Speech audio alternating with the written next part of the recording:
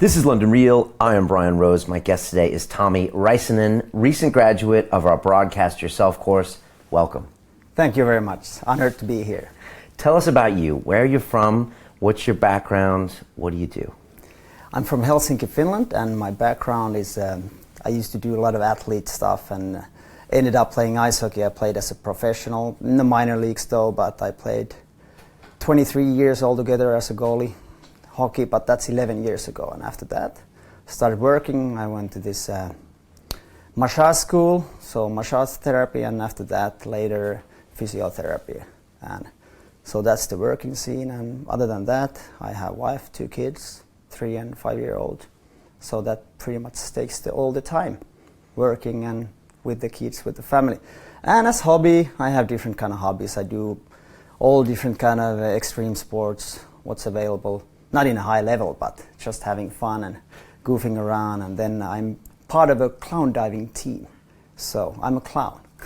A clown that dives. Yeah, so we wear a clown outfit and we dive from platforms and do shows. So we had actually 5,000 spectators last show. What we had. Wow. How high are these platforms? Is it dangerous? 10 meters, and in Dubai we jumped from 23. But that was just the first jump. 23 meters? Yeah. Okay, into pools of water? Into pool of water. Okay. Is it a little scary? Occasionally, yeah, but used to it. I've done it now 11 years, so it's just all fun. Okay. Something totally different. What other kind of extreme sports do you do? Snowboarding, wakeboarding, occasionally. Whatever comes to my mind. Not lately, not the past years that much, but you know, all kind of pretty stupid stuff also. Okay. Jumping from roofs to trees or whatever, kind of. What made you decide to broadcast yourself, to join us, and to put out your own podcast? Your webinar, and after that I just got so excited because it was, to be honest, it was an accident. I never thought about it. I was watching your shows, the first one probably 1 year ago, and I was thinking, oh, this is cool, and I think I kind of imagined that he's doing a cool job, that must be fun, but then I never thought about it, never, to be honest. And suddenly I'm there sitting home and watching your webinar, and after that you broadcast yourself, and just something and clicked, and like, I want to be in this. I went to bed, I couldn't sleep, I got up, I would check my bank account, can I join this course, blah blah blah, and went back to bed, couldn't still sleep, got up, it was probably 3 a.m. and then I go, oh, I gotta sleep. In the morning I woke up, told my wife about this course, and then she's like, don't think about the money, just jump in. And this was one kick more, and I jumped in and so happy. I did it, yeah. And why London Real? Well, why not? I've been watching your shows and I like it. So that's the reason. I like the whole setup, the whole atmosphere, the feeling in the conversations. And I like video, so that's the plan, to do video also and in my podcast. But I think in your show it really brings the feelings out of people. It feels really like real and genuine talk, so I like it. Okay, so you pull the trigger, you go in the course. Yeah. What are the first 2 weeks like?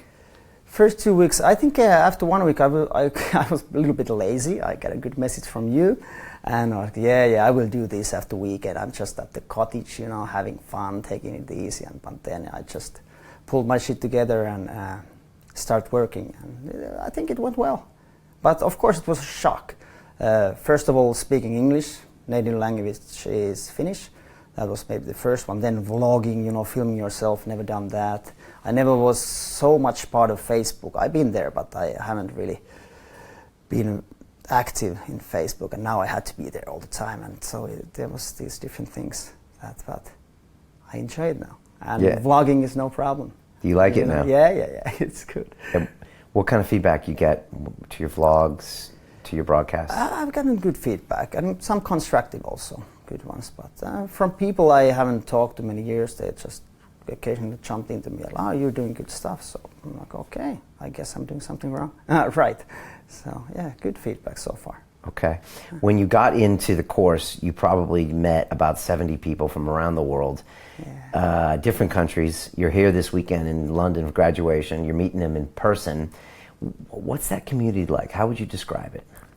It was just so warm right at the beginning. It felt like people are really, even though they had their own issues and struggling with maybe the tasks, but everyone, it felt like are really ready to help each other. So it kind of felt pretty much right away as a sort of a family and very close sort of, well, family is the right word, I think.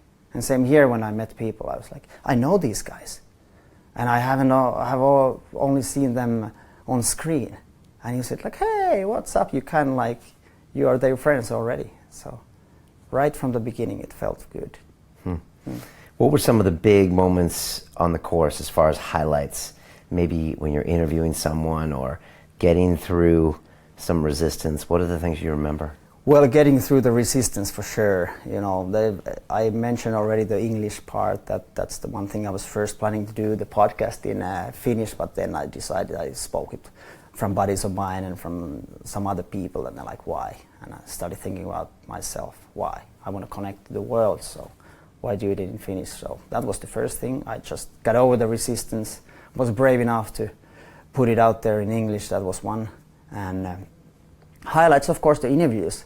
There have been some resistance also, you know, no audio recording, whatever, but some, I guess, after the interview, they told me this was so much fun and you're just a good this was just a good interview. I'm like, okay, this is, I felt good. I met great people already.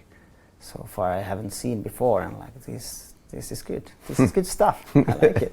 All right, so you're going to keep broadcasting? For sure, yeah. I made a promise myself, at least 1 year. And every week there's going to be one interview out. That's for sure. Okay. I promise that. What was the biggest struggle for you in this course? The biggest struggle was probably time, to be honest. And I'm not the best when I do my schedule. You know, I'm not the best planner, and like it was supposed to be like it's only 4 hours a week. I think I was 24 hours in the broadcast yourself story, and I was putting this stuff out right at the beginning in the morning for my wife, like, yeah, blah blah blah, and the whole day I was thinking about it. But it was good. I enjoyed it, but I think time, because I need to work and take care of the kids. So after like 8 when they go to bed, then I started working more. So pretty much 12:30 I ended up working, and then again in the morning. But probably that. And then, of course, because of that, in the end I was a bit tired, to be honest. Like 1.5 weeks, it felt like the whole sky is just falling. But then I got back again and did a good interview and got happy and realized that this is a thing I want to do. I really enjoy it. What does the next year look like for you? Like, what are you doing a year from now? How many shows have you done? And how have you evolved and the show evolved as well? Like I said, 1 a week, that's my goal. So how many weeks? 52 then from now on. And I'm going to put it on video. That's going to be the development. I don't have so big plans yet, to be honest. Now I just kind of want to go with the flow sort of thing. I want to put it on video. I want to get a studio. I actually talked with one buddy of mine, and probably I'm going to use their company's sort of one space. I think I will get that. And it's a surf shop, so it kind of fits the surfer of life thing. So we'll see how that goes, but video for sure, and something. And I think it already went a little bit deeper than I expected, because I'm talking about the mindset of the athletes, and now it's just already diving deeper, you know, under the surface. So I think it's just developing. So I don't know precise where it's going, but I will broadcast, and I want to do a lot of shows. I love it. And what do you mean by deeper? The motions and like digging deeper in their mind. I was thinking more like, you know, first of all, how do they concentrate? How do they keep their focus just in this small moment when they act or do their sport or a trick or whatever. But then actually I realized that, okay, there's a big issue when athletes, when they stop their career, and there's a huge gap after that. So there are a lot of struggles in their mind, mental issues also. So it went sort of deeper than I expected. That. Yeah, I like it too, but it was a surprise for me. It shouldn't be. I was an athlete myself, but I wasn't in the higher level, the highest level, and so I can see now that the drop from there it's long way to go that, and suddenly you are probably feel like you're nobody. So there's some big problems and issues with these athletes. That'll be interesting. Yeah. And again, I remember when you first told me the idea for the show, I was like, okay, that sounds interesting. You know, some of the habits of these kind of extreme sports people, how they get over the anxiety and the fear. But I like that it could even go deeper than that. Yeah. Because that sounds like where it gets more interesting. Yeah, I think so too, and it goes. It really, I've seen it now, it goes. But of course you couldn't have found that out unless you actually did it. No, for sure not. And that's why I said, like, I don't have so particular plan, but I think that's the way it's heading now at the moment. Okay, I like it. Talk to me about you. How is Tomi different now than, say, 8 weeks ago? If we were to bump into the old Tomi on the street, how are you different than he would be? I would be way more nervous here. I don't feel nervous now at all. Maybe a little bit, but not much. So this is different. I started speaking English again, and I kind of like, I found myself again, to be honest. I used to be this kind of person that I don't care so much about what other people think. I care about people, but what they think about me, I do what I want, sort of a thing. I was doing always goofy stuff and very goofy outfits, and I loved it, but it's kind of like step by step, it has disappeared a little bit, and now I just got it back, and I feel good. That's awesome. I can tell. And what was I going to say? For someone who is thinking about broadcasting themselves, but again has a lot of fear, you know, they're worried about what people are going to say. I mean, you put stuff on your Facebook page, I'm sure. Was that scary at first when you posted things? Yeah, very scary. The first thing to like announce the whole thing and tell people, it was really scary, to be honest. I was like, and first thought was like, I need something very ready before I can put it out there. But this was one great lesson to learn, but it doesn't need to be ready, just broadcast like you said, and that's the way to do it. And so after putting it out there, it came easier and easier step by step. And I accidentally put some couple of logs that was supposed to be in our group, but it was actually on my Facebook. Like, what is this? But then I don't care. Somebody saw it, so what? So it's nice to see that, because even a guy that's doing extreme sports and doesn't care what other people think, still hesitant to put stuff on Facebook. So very much. We all still walk around with these kind of silly fears.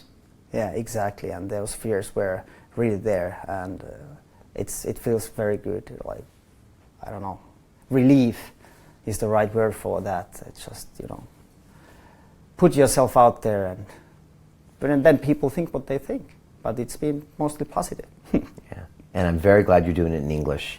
I think, first of all, it just pushes you out of your comfort zone, and again, as we know, potentially opens it up to so many different people to listen. So, congratulations to you for doing that. Thank you very much. When we first talked, you were like, it's going to be in Finnish, and I was like, all right. But you stepped it up, so that's a big one. Yeah, thank you very much. And I know I stepped it up, and it was a big issue for me, and I'm so glad I did it. Because either way, after doing it in Finnish, I should have translated it in English at some point. So why wait? You can start right away. Yeah, exactly. Yeah. And lastly, any advice you have to people out there that are thinking about going on a crazy ride with us, you know, jumping in the academy, broadcasting themselves, they're a little hesitant, worried about what people are thinking, what would you tell them? I honestly recommend this. It's been a great experience. Occasionally it was really tough, to be honest, and like I said, I was tired, and I got almost a little bit mad about you sending those messages, resistance and extreme owners were like, who is this guy telling me this stuff? But you were right, and I'm glad. Maybe it's because I'm an ex-athlete or a player. Sometimes I need a coach to push me further, so it was good for me. It helped me out a lot. Your messages, you're tough, man. Those messages, but they really did help me out. But for people out there, I really, truly recommend this, because it has helped me out. And like I said, like you asked, it was not just about the broadcasting yourself. It's not just about the podcast. Also, like finding yourself again and get rid of those fears and this anxiety that's holding you back, probably. Yeah. Well, I was really impressed. I was worried about you in the first couple weeks. I was like, I don't know if Tomi's going to get this stuff done. But once you started broadcasting, you seemed to really get the bug and be like, wow, maybe you noticed that you were changing, or maybe you just enjoyed having cool conversations with great people, but then you were just on top of it, you know, and publishing like a madman. So it was great to see that, and you brought all sorts of amazing energy to the group. So thank you for that. I'm going to stay on you for the next year because I want to see those 52 episodes. Yeah. And if you keep up that pace, you know, who knows where you're going to go with this? You know, this can open up so many different possibilities. Yeah, I truly believe that, and I will keep broadcasting. This is a promise, and now in front of the cameras, this is a promise, so I can't bail out. Good. Well, you've got the group, you know, you still got these monthly calls. You got everybody in here who are doing video, doing audio, doing business stuff, so you're all going to stay together. You're going to keep broadcasting, and I can't wait to see in 1 year what you guys are doing, where you are on iTunes, and all that good stuff. So, Tomi, I just want to say thank you. As we say on London Real, it's about the journey. Keep doing the journey up in Finland, and just, you know, show us how it's done. Yeah, I will do that. All right, thank you, brother. so Appreciate much. it.